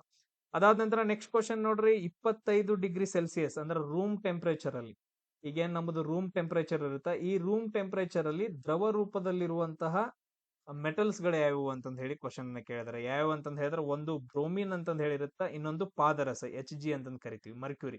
ಬ್ರೋಮಿನ್ ಮತ್ತು ಪಾದರಸ ಇವೆರಡು ಏನಂತಂದ್ ಹೇಳಿದ್ರೆ ದ್ರವ ರೂಪದಲ್ಲಿ ಇರ್ತಾವ, ಲಿಕ್ವಿಡ್ ಫಾರ್ಮ್ ಅಲ್ಲಿ ಇರ್ತಾವ. ಅದಾದ ನಂತರ ನೆಕ್ಸ್ಟ್ ನೋಡ್ರಿ, ಒಲಿಂಪಿಕ್ಸ್ ಬಗ್ಗೆ ಮತ್ತೊಂದು ಕ್ವಶನ್ ಬಂದೈತೆ. ಒಲಿಂಪಿಕ್ ಅಲ್ಲಿ ಸೊ ಒಲಿಂಪಿಕ್ ಒಳಗಡೆ ಏನಂತಂದ್ ಹೇಳಿದ್ರೆ ಫಸ್ಟ್ ಟೈಮ್ ಅಥ್ಲೆಟಿಕ್ಸ್ ಒಳಗಡೆ ಯಾರು ಮೆಡಲ್ ಅನ್ನ ಗೆದ್ರು ಅಂತಂದ್ ಹೇಳಿ, ಗೋಲ್ಡ್ ಮೆಡಲ್ KD ಜಾಧವ್ ಅಂತಂದ್ ಹೇಳ್ತೀವಿ. ಯಾರಪ್ಪ ಅಂತಂದ್ ಹೇಳಿದ್ರೆ KD ಜಾಧವ್. ಅದಾದ ನಂತರ ನೆಕ್ಸ್ಟ್ ಕ್ವಶನ್ ನಿಮಗ್ ಬಂದಿರೋದು ಏನಂತಂದ್ ಹೇಳಿದ್ರೆ ಖಾರಿಫ್ ಬೆಳೆ ಬಗ್ಗೆ ಬಂದೈತೆ. ಖಾರಿಫ್ ಬೆಳೆಗಳಿಗೆ ಉದಾಹರಣೆ ಏನು ಅಂತಂದ್ ಹೇಳಿ ಕ್ವಶನ್ ಕೇಳಿದಾರೆ. ಖಾರಿಫ್ ಬೆಳೆ ಯಾವ ಬರ್ತಾವೋ, ಜೋಳ, ಮೆಕ್ಕೆಜೋಳ, ರಾಗಿ, ಇವೆಲ್ಲ ಏನಂತಂದ್ ಹೇಳಿದ್ರೆ ಖಾರಿಫ್ ಬೆಳೆಗಳು ಬರ್ತಾವ. ಇನ್ನೊಂದ್ ಯಾವ್ದು ಬರುತ್ತೆ ಅಂತಂದ್ ಹೇಳಿದ್ರೆ ರಬಿ ಬೆಳೆ ಅಂತಂದ್ ಹೇಳಿ ಬರುತ್ತೆ. ಸೊ ಈ ಕಾನ್ಸೆಪ್ಟ್ ಬಗ್ಗೆ ಏನಂತಂದ್ ಹೇಳಿದ್ರೆ ನೀವು ಸ್ವಲ್ಪ ಸ್ಟಡಿ ಮಾಡ್ಕೋಬೇಕಾಗತ್ತ. ಅದಾದ ನಂತರ ರೂರಲ್ ಬ್ಯಾಂಕ್ ಅಂತಂದ್ ಹೇಳಿ ಬರುತ್ತೆ. ಸೊ RRB ಬ್ಯಾಂಕ್ ಅಂತಂದ್ ಹೇಳಿ ಬರುತ್ತೆ. ಇದು ಯಾವಾಗ ಸ್ಥಾಪನೆ ಆಯ್ತು ಅಂತಂದ್ ಹೇಳಿ ಕ್ವಶನ್ ಕೇಳಿದಾರೆ. 1975ರಲ್ಲಿ ಇದು ಸ್ಥಾಪನೆ ಆಗತ್ತ. ನೆಕ್ಸ್ಟ್ ಕ್ವಶನ್ ನೋಡ್ರಿ, ಪಾರ್ಲಿಮೆಂಟ್ ಗೆ ರಿಲೇಟೆಡ್ ಆಗಿರುವಂತಹ ಆರ್ಟಿಕಲ್ ಯಾವುದು? ಸಂಸತ್ತು ಅಂತಂತ ಹೇಳ್ತೀವಲ್ಲ, ಸಂಸತ್ತು ಏನೇನ್ ಹೊಂದೈತಿ? ಪ್ರೆಸಿಡೆಂಟ್, ಲೋಕಸಭಾ, ರಾಜ್ಯಸಭಾ, ಈ ಮೂರನ್ನು ಸೇರಿಸ್ಬಿಟ್ಟು ನಾವೇನಂತ ಕರಿತೀವಿ? ಪಾರ್ಲಿಮೆಂಟ್ ಅಂತ ಕರಿತೀವಿ. ಇದನ್ನ ಹೇಳುವಂತಹ ಆರ್ಟಿಕಲ್ ಯಾವ್ದಂತಂದ್ ಹೇಳಿದ್ರೆ ಆರ್ಟಿಕಲ್ 79 ಅಂತಂದ್ ಹೇಳ್ತೀವಿ. ಅದಾದ ನಂತರ ನೆಕ್ಸ್ಟ್ ನೋಡ್ರಿ, ಬಸ್ತಾರ್ ದರ್ಗಾ ಅಂತಂದ್ ಹೇಳಿ, ಬಸ್ತಾರ್ ದರ್ಗಾ ಅಂತಂದ್ ಹೇಳಿ ಒಂದು ದೊಡ್ಡ ದರ್ಗಾ ಬರುತ್ತೆ. ಇದು ಯಾವ ರಾಜ್ಯದಲ್ಲಿ ಕಂಡು ಬರುತ್ತೆ ಅಂತಂದ್ ಹೇಳಿ ಕ್ವಶನ್ ಕೇಳಿದಾರೆ. ಯಾವ ರಾಜ್ಯದಲ್ಲಿ ಅಂತಂದ್ ಹೇಳಿದ್ರೆ ಛತ್ತೀಸ್ಗಢದ ರಾಜ್ಯದಲ್ಲಿ ಕಂಡು ಬರುವಂತಹ ಒಂದು ದರ್ಗಾ ಆಗೈತೆ. ಅದಾದ ನಂತರ ನೆಕ್ಸ್ಟ್ ಡ್ರಾಫ್ಟಿಂಗ್ ಕಮಿಟಿ, ನೀವು ನೋಡಿರ್ಬೋದು. ಟೋಟಲ್ ಆಗಿ ಏನಂತಂದ್ ಹೇಳಿದ್ರೆ ಭಾರತ ಸಂವಿಧಾನವನ್ನು ರಚನೆ ಮಾಡೋ ಟೈಮ್ ಅಲ್ಲಿ 22 ಕಮಿಟಿಗಳನ್ನ ರಚನೆ ಮಾಡ್ತಾರೆ. ಅದರಲ್ಲಿ ಒಂದ್ ಯಾವ್ದಂತಂದ್ ಹೇಳಿದ್ರೆ ಡ್ರಾಫ್ಟಿಂಗ್ ಕಮಿಟಿ. ಈ ಡ್ರಾಫ್ಟಿಂಗ್ ಕಮಿಟಿಯ ಅಧ್ಯಕ್ಷರು ಯಾರಾಗಿದ್ರು ಅಂತಂದ್ ಹೇಳಿ ಕ್ವಶನ್ ಕೇಳಿದ್ರ BR ಅಂಬೇಡ್ಕರ್ ಅವರು ಅಧ್ಯಕ್ಷರಾಗಿದ್ರು. BR ಅಂಬೇಡ್ಕರ್ ಅವರು ಏನಂತಂದ್ ಹೇಳಿದ್ರೆ ಅಧ್ಯಕ್ಷರಾಗಿರ್ತಾರ. ಈ ತರ ಕ್ವಶನ್ಸ್ ಗಳು ಬಂದಿದಾವ. ಸೊ ಅದಾದ ನಂತರ ನೆಕ್ಸ್ಟ್ ಮೂಲಭೂತ ಹಕ್ಕುಗಳ ಅಧ್ಯಕ್ಷರು ಯಾರಾಗಿದ್ರು ಅಂತಂದ್ ಹೇಳಿದ್ರೆ ಸರ್ದಾರ್ ವಲ್ಲಭಾಯಿ ಪಟೇಲ್ ರವರಾಗಿರ್ತಾರೆ. ಯಾರಾಗಿರ್ತಾರೆ? ಸರ್ದಾರ್ ವಲ್ಲಭಾಯಿ ಪಟೇಲ್ ರವರು ಆಗಿರ್ತಾರ. ಈ ತರ ಕ್ವಶನ್ಸ್ ಗಳನ್ನ ನೀವು ನೋಡ್ಕೋಬೇಕಾಗತ್ತ. ಅದಾದ ನಂತರ ನೆಕ್ಸ್ಟ್ ನೋಡ್ರಿ, ಚಾಹು ಅನ್ನೋ ಒಂದು ಡ್ಯಾನ್ಸ್ ಬರುತ್ತೆ. ಇದು ಯಾವ ರಾಜ್ಯಗಳಲ್ಲಿ ಕಂಡು ಬಂದಂತಹ ಡ್ಯಾನ್ಸ್ ಆಗೈತೆ ಅಂತ ಕ್ವಶನ್ ಕೇಳಿದ್ರೆ ವೆಸ್ಟ್ ಬೆಂಗಾಲ್, ಅದಾದ ನಂತರ ಜಾರ್ಖಂಡ್, ಆಮೇಲೆ ಇನ್ನೊಂದ್ ಯಾವ್ದಂತಂದ್ ಹೇಳಿದ್ರೆ ಒಡಿಶಾ. ಈ 3 ರಾಜ್ಯದ ಡ್ಯಾನ್ಸ್ ಯಾವ್ದಂತಂದ್ ಹೇಳಿದ್ರೆ ಚಾಹು ಡ್ಯಾನ್ಸ್ ಅಂತಂದ್ ಹೇಳ್ತೀವಿ. ಅದಾದ ನಂತರ ನೆಕ್ಸ್ಟ್ ನೋಡ್ರಿ, ಅಲ್ಟಿಮೇಟ್ ಖೋಖೋ ಪ್ರಶಸ್ತಿಯನ್ನ 2023ರ ಅಲ್ಟಿಮೇಟ್ ಖೋಖೋ ಪ್ರಶಸ್ತಿಯನ್ನ ಗೆದ್ದಂತಹ ತಂಡ ಯಾವುದು ಅಂತಂದ್ ಹೇಳಿ ಕೇಳಿದಾರೆ. ಗುಜರಾತ್ ಗೇಂಟ್ಸ್ ಅಂತಂದ್ ಹೇಳ್ತೀವಿ. ಯಾವುದು? ಗುಜರಾತ್ ಗೇಂಟ್ಸ್ ಅವರು ಗೆದ್ದಿದ್ದಾರೆ 2023 ಖೋಖೋ ಚಾಂಪಿಯನ್ಶಿಪ್. ಅದಾದ ನಂತರ ನೆಕ್ಸ್ಟ್ ನೋಡ್ರಿ, ಟ್ಯಾಗೋರ್ ರತ್ನ ಅವಾರ್ಡ್ ಅಂತಂದ್ ಹೇಳಿ ಬರುತ್ತೆ. ರವೀಂದ್ರನಾಥ್ ಟ್ಯಾಗೋರ್ ರತ್ನ ಅವಾರ್ಡ್ ಅಂತಂದ್ ಹೇಳಿ ಬರುತ್ತೆ. ಈ ಅವಾರ್ಡ್ ಅನ್ನ ಯಾವ ರಾಜ್ಯದವ್ರು ಕೊಡ್ತಾರ ಅಂತಂದ್ ಹೇಳಿ ಕ್ವಶನ್ ಐತೆ. ಮಧ್ಯಪ್ರದೇಶದವರು ಕೊಡುವಂತಹ ಒಂದು ಪ್ರಶಸ್ತಿ ಆಗೈತೆ. ನೆಕ್ಸ್ಟ್ ನೋಡ್ರಿ, ವಲ್ಲಭಿ ಟೆಂಪಲ್ ಬರ್ತೈತೆ. ವಲ್ಲಭಿ ಟೆಂಪಲ್ ಅದು ಎಲ್ಲಿ ಬರುತ್ತೆ ಅಂತ ನೋಡ್ಕೊಳ್ರಿ. ವಲ್ಲಭಿ ಟೆಂಪಲ್ ಅಂತಂದ್ ಹೇಳಿ, ಈ ವಲ್ಲಭಿ ಟೆಂಪಲ್ ಯಾವ ಶೇಪ್ ಅಲ್ಲಿ ಐತಿ ಅಂತಂದ್ ಹೇಳಿ ಕ್ವಶನ್ ಕೇಳಿದಾರೆ. ಯಾವ ಶೇಪ್ ಅಲ್ಲಿ ಐತೆ? ರೆಕ್ಟ್ಯಾಂಗ್ಯುಲರ್ ಶೇಪ್ ಅಲ್ಲಿ ಐತೆ. ಯಾವ ಶೇಪ್ ಅಲ್ಲಿ ಐತಪ್ಪ? ರೆಕ್ಟಾಂಗ್ಯುಲರ್ ಶೇಪ್ ಅಲ್ಲಿ ಐತೆ. ಅದಾದ ನಂತರ ಯಾವ ಶೈಲಿಯಲ್ಲಿ ಐತೆ ಅಂತಂದ್ ಹೇಳಿದ್ರ ನಾಗರ ಶೈಲಿ ಒಳಗಡೆ ಐತೆ. ಯಾವ ಶೈಲಿ? ನಾಗರ ಶೈಲಿ ಒಳಗಡೆ ಐತೆ ಇದು. ಅದಾದ ನಂತರ ನೆಕ್ಸ್ಟ್ ನಾಗರ ಶೈಲಿ, ದ್ರಾವಿಡ ಶೈಲಿ, ಆಮೇಲೆ ವೇಸರ ಶೈಲಿ ಅಂತಂದ್ ಹೇಳಿ ಬರ್ತಾವ. ಈ 3 ಟೈಪ್ ಅಲ್ಲಿ ಟೆಂಪಲ್ಸ್ ಗಳನ್ನ ಕಟ್ತಾರ. ಅದರಲ್ಲಿ ನಾಗರ ಶೈಲಿ ವಲ್ಲಭಿ ಬರೋದು. ನೆಕ್ಸ್ಟ್ ನೋಡ್ರಿ, ಪಿ ಎಂ ಸ್ವನಿಧಿ ಅಂತಂದ್ ಹೇಳಿ ಬರುತ್ತ. ಪಿ ಎಂ ಸ್ವನಿಧಿ ಅಂತಂದ್ ಹೇಳಿ ಒಂದು ಪ್ರೋಗ್ರಾಮ್ ಬರುತ್ತ. ಈ ಪ್ರೋಗ್ರಾಮ್ ಪ್ರಕಾರ ಪ್ರತಿಯೊಬ್ಬರಿಗೆ ಎಷ್ಟು ಸಾವಿರ ಸಿಗುತ್ತೆ ಅಂತಂದ್ ಹೇಳಿ ಕ್ವಶನ್ ಕೇಳಿದಾರ. 10,000 ರೂಪಾಯಿ ಪ್ರತಿಯೊಬ್ಬರಿಗೆ. ಏನಂತಂದ್ ಹೇಳಿದ್ರೆ ಪ್ರತಿಯೊಬ್ಬರಿಗೆ ಅಂತಂದ್ ಹೇಳಿದ್ರೆ ಎಲಿಜಿಬಲ್ ಇದ್ದವ್ರಿಗೆ ಸ್ವನಿಧಿ ಎದಕ್ ಕೊಡ್ತಾರಂತ ನೋಡ್ರಿ. ಸೊ 10,000 ರೂಪಾಯಿ ಬರುತ್ತೆ. ಇದನ್ನ ಯಾರು ಕೊಡ್ತಾರ ಅಂತಂದ್ ಹೇಳಿದ್ರೆ ministry of housing, ministry of housing and urban affairs ಅವ್ರ ಏನಂತಂದ್ ಹೇಳಿದ್ರೆ ಈ ದುಡ್ಡನ್ನ ಕೊಡ್ತಾರ. ಅದಾದ ನಂತರ ನೆಕ್ಸ್ಟ್ ಕ್ವಶನ್ ನೋಡ್ರಿ, ತುಂಬಾ ಇಂಪಾರ್ಟೆಂಟ್ ಆಯ್ತಾ. ಸ್ಥಳಾಂತರ ಬೇಸಾಯ ಅಂತಂದ್ ಹೇಳಿ ಬರುತ್ತೆ. ಸ್ಥಳಾಂತರ ಬೇಸಾಯ. ಸ್ಥಳಾಂತರ ಬೇಸಾಯ ಒಳಗಡೆ ಏನಂತಂದ್ ಹೇಳಿದ್ರೆ ಒಂದ್ ಮೂರ್ ಏನಂತಂದ್ ಹೇಳಿದ್ರೆ ಸ್ಲ್ಯಾಶ್ ಅಂಡ್ ಬರ್ನ್ ಅಂತಂದ್ ಹೇಳಿ ಕಡಿಯೋದು, ಸುಡೋದು, ಅದಾದ ನಂತರ ಅಲ್ಲಿ ಉಳುಮೆ ಮಾಡುವಂತಹ ಒಂದು ಸ್ಥಳಾಂತರ ಬೇಸಾಯ ಅಂತಂದ್ ಹೇಳಿ. ಸೊ ಒಡಿಸ್ಸಾದಲ್ಲಿ ಏನಂತ ಕರೀತಾರೋ ಅಂತಂದ್ ಹೇಳಿ, ಒಡಿಸ್ಸಾ ರಾಜ್ಯದಲ್ಲಿ ಸ್ಥಳಾಂತರ ಬೇಸಾಯವನ್ನ ಏನಂತ ಕರೀತಾರ? ಪಾಮಾದಾಬಿ ಅಂತಂದ್ ಹೇಳಿ ಕರೀತಾರ. ಏನು? ಪಾಮಾದಾಬಿ. ಅದಾದ ನಂತರ ಕಾಮನ, ಅಥವಾ ಇನ್ನೊಂದ್ ಏನಂತಂದ್ ಹೇಳಿದ್ರೆ ಬ್ರಿಂಗ್. ಸೊ ಇದ್ರಲ್ಲಿ ಯಾವ ಆಪ್ಷನ್ ಬಂದಿರುತ್ತೋ ಆ ಆಪ್ಷನ್ ಅನ್ನ ನೀವು ಹಾಕ್ಬೇಕು. ಸೇಮ್ ಅದೇ ತರ ಮಧ್ಯಪ್ರದೇಶದಲ್ಲಿ ಏನಂತ ಕರೀತಾರ ಅಂತಂದ್ ಹೇಳಿದ್ರೆ ಬೇವಾರ್ ಅಂತಂದ್ ಹೇಳಿ ಕರೀತಾರ. ಸೇಮ್ ಅದೇ ತರ ಆಂಧ್ರ ಪ್ರದೇಶದಲ್ಲಿ ಅದನ್ನ ಪೋಡು ಅಂತಂದ್ ಹೇಳಿ ಕರೀತಾರ. ಆಮೇಲೆ ನೆಕ್ಸ್ಟ್ ವೆಸ್ಟರ್ನ್ ಘಾಟ್ಸ್ ಗಳಲ್ಲಿ, ಈಗ ವೆಸ್ಟರ್ನ್ ಘಾಟ್ಸ್ ಬರ್ತಾವಲ್ಲ, ವೆಸ್ಟರ್ನ್ ಘಾಟ್ಸ್ ಗಳಲ್ಲಿ ಅದನ್ನ ನಾವು ಏನಂತ ಕರಿತೀವಿ? ಕುಮರಿ ಅಂತಂದ್ ಹೇಳಿ ಕರಿತೀವಿ. ಅದೇ ತರ ನೋಡ್ರಿ, ನೆಕ್ಸ್ಟ್ ಕ್ವಶನ್ ಸಕ್ರೇನಿ. ಸಕ್ರೇನಿ ಹಬ್ಬ ಅಂತಂದ್ ಹೇಳಿ ಬರುತ್ತೆ. ಸಕ್ರೇನಿ ಮಹೋತ್ಸವ ಅಥವಾ ಸಕ್ರೇನಿ ಹಬ್ಬ ಅಂತಂದ್ ಹೇಳಿ ಬರುತ್ತ. ಇದನ್ನ ಯಾವ ರಾಜ್ಯದಲ್ಲಿ ಆಚರಣೆ ಮಾಡ್ತಾರ ಅಂತಂದ್ ಹೇಳಿದ್ರ ನಾಗಾಲ್ಯಾಂಡ್ ಒಳಗಡೆ ಆಚರಣೆ ಮಾಡ್ತಾರ. ಇದೊಂದೇನಂತಂದ್ ಹೇಳಿದ್ರ ಮಿನಿ ಹಾರ್ನ್ ಬಿಲ್ ಅಂತಂದ್ ಹೇಳ್ತೀವಿ. ಇನ್ನೊಂದ್ ಏನಂತ ಕರಿತೀವಿ ಅಂತಂದ್ ಹೇಳಿದ್ರ ಮಿನಿ ಹಾರ್ನ್ ಬಿಲ್ ಅಂತಂದ್ ಹೇಳಿ ಕರಿತೀವಿ. ಹಾರ್ನ್ ಬಿಲ್ ಮಹೋತ್ಸವವನ್ನು ಕೂಡ ನಾಗಾಲ್ಯಾಂಡ್ ಅಲ್ಲಿ ಆಚರಣೆ ಮಾಡ್ತಾರ. ನೆಕ್ಸ್ಟ್ ಕ್ವಶನ್ ನೋಡ್ರಿ, ಆರ್ಟಿಕಲ್ 16 ಬಗ್ಗೆ ಕ್ವಶನ್ ಕೇಳಿದ್ರ. ಆರ್ಟಿಕಲ್ 16 ಏನ್ ಹೇಳುತ್ತೆ ಅಂತಂದ್ ಹೇಳಿದ್ರೆ ಸಾರ್ವಜನಿಕ ಹುದ್ದೆಗಳಲ್ಲಿ ಸಮಾನ ಅವಕಾಶ ಅಂತಂದ್ ಹೇಳುತ್ತೆ. ಸಾರ್ವಜನಿಕ ಹುದ್ದೆಗಳಲ್ಲಿ ಏನಂತಂದ್ ಹೇಳಿದ್ರೆ ಸಮಾನವಾದ ಅವಕಾಶವನ್ನ ನೀಡುವಂತಹ ಒಂದು ಆರ್ಟಿಕಲ್ ಬರುತ್ತ, ಆರ್ಟಿಕಲ್ 16. ಅದ್ರ ಬಗ್ಗೆ ಕ್ವಶನ್ ಕೇಳಿದಾರೆ.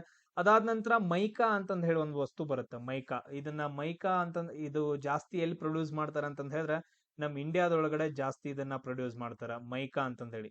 ಇದನ್ನ ಎಲ್ಲಿ ಯೂಸ್ ಮಾಡ್ತಾರ ಅಂತಂದ್ ಹೇಳಿದ್ರೆ ಇವಾಗ ನೀವು ಲೈಟ್ ಫಿಟ್ಟಿಂಗ್ ಎಲ್ಲ ಮಾಡ್ತಿರಲ್ಲ, ಲೈಟ್ ಬಟನ್ ಆಗಿರ್ಬಹುದು, ಅಲ್ಲಿ ಪೈಪ್ ಇರುತ್ತ ಲೈಟ್ ಫಿಟ್ಟಿಂಗ್ ಮಾಡುವಾಗ. ಸೊ ಈ ತರ ಗೋಡೆಗೆಲ್ಲ ಫಿಟ್ಟಿಂಗ್ ಮಾಡ್ತಾರಲ್ಲ, ಸೊ ಈ ತರ ಏನಂತಂದ್ ಹೇಳಿದ್ರೆ ಒಂದು ಇನ್ಸುಲೇಟರ್ ತರ ಯೂಸ್ ಮಾಡ್ತಾರೆ, ಇನ್ಸುಲೇಟರ್ ತರ. ಸೊ ಅದಕ್ ಬಾಳ ಇಂಪಾರ್ಟೆಂಟ್ ಆಗ್ತೈತಿ ಮೈಕಾ.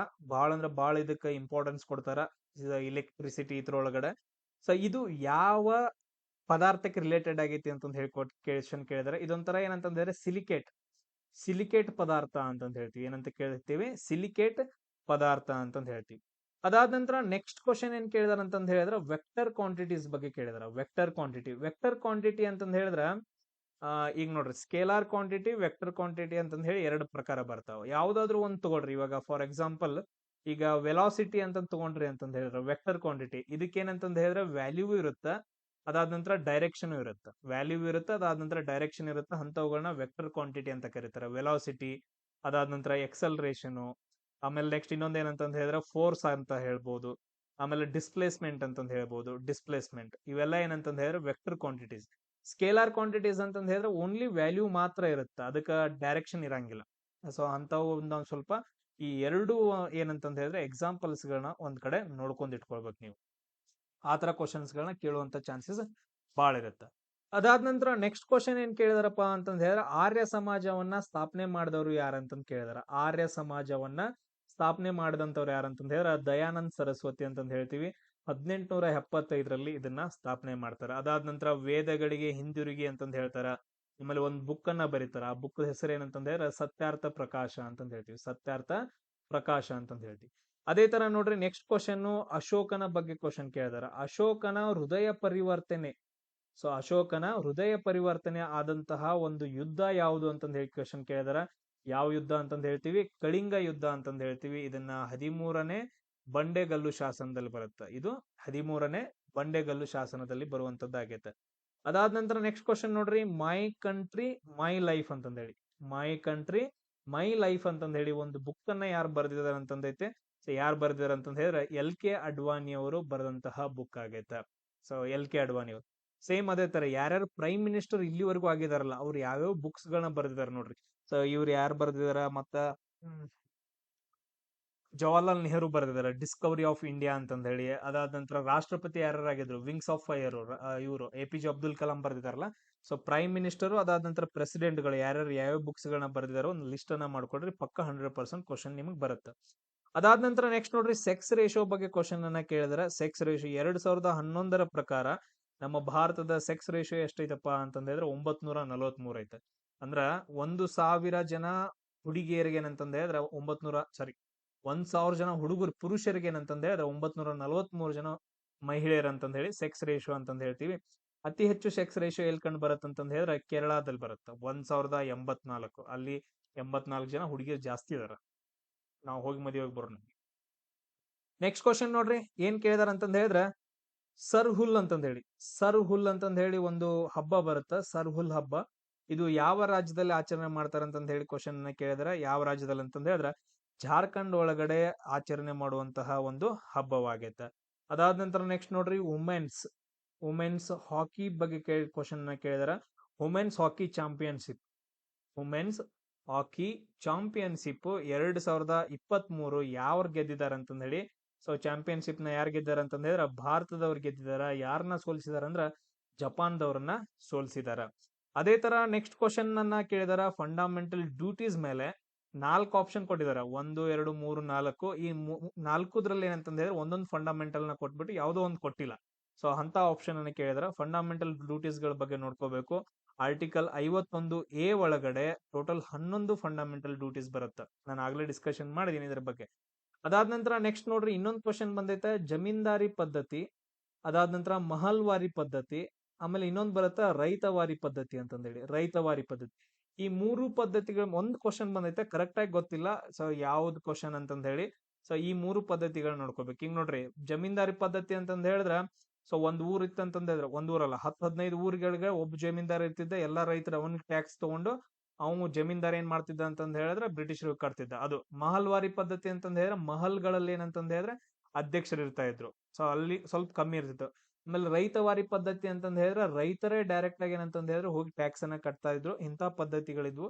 ಸೊ ಈ 3ದ್ರ ಮೇಲೆ ಯಾವ್ದೋ ಒಂದು ಕ್ವಶನ್ ಬಂದೈತೆ, ಕ್ಲಿಯರ್ ಆಗಿಲ್ಲ. ಅದಾದ ನಂತರ ಇನ್ನೊಂದು ಕ್ವಶನ್ ಬಂದೈತೆ ಲೈಸೋಸೋಮ್ ಮೇಲೆ ನಾವು ಹೇಳ್ತೀವಲ್ಲ ರೈಬೋಸೋಮು ಲೈಸೋಸೋಮು ಇದ್ರ ಶೆಲ್ಸ್ ಒಳಗಡೆ ಬರ್ತಾವಲ್ಲ, ಗಾಲ್ಗಿ ಸಂಕೀರ್ಣ, ಮೈಟೋಕಾಂಡ್ರಿಯಾ. ಸೊ ಇದ್ರ ಮೇಲೆ ಒಂದು ಕ್ವಶನ್ ಬಂದೈತೆ. ಇದ್ರ ಮೇಲೂ ಏನ್ ಕ್ವಶನ್ ಐತೆ ಅಂತ ಹೇಳಿ ಕರೆಕ್ಟ್ ಆಗಿ ಕ್ಲಿಯರ್ ಆಗಿ ಗೊತ್ತಿಲ್ಲ. ಸೊ ದಯವಿಟ್ಟು ಇದ್ರ ಬಗ್ಗೆ ಫುಲ್ ಕಂಟಿನ್ಯೂಸ್ ಆಗಿ ಸ್ಟಡಿ ಮಾಡ್ಕೊಡ್ರಿ, ಎಲ್ರಿಗೂ ಶೇರ್ ಮಾಡ್ರಿ. ಮತ್ತೆ ನಾಳೆ ಎನಾಲಿಸಿಸ್ ಮಾಡಿ ಮತ್ತೆ ಇದೇ ಟೈಮ್ ಹಾಕ್ತೀನಿ. ಜೈ ಹಿಂದ್.